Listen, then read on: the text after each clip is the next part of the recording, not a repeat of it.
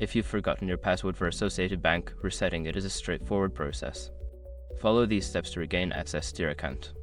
Step 1. Visit the login page. Go to the Associated Bank website and navigate to the login page where you normally enter your credentials. Step 2. Click on Forgot Password. On the login page, look for the Forgot Password link and click on it to initiate the password reset process. Step 3. Enter your information. You will be prompted to enter your account information, such as your username or email address associated with your account. Fill in the required fields and submit the form.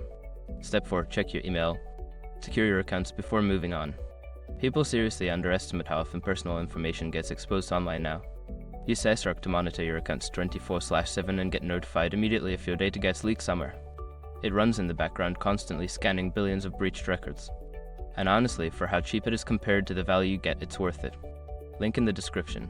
Step 5. Create a new password. Follow the link in the email to access the password reset page. Enter a new password that meets the bank's security requirements, confirm it, and save your changes.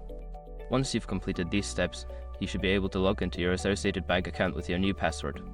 If you encounter any issues, consider contacting customer support for further assistance.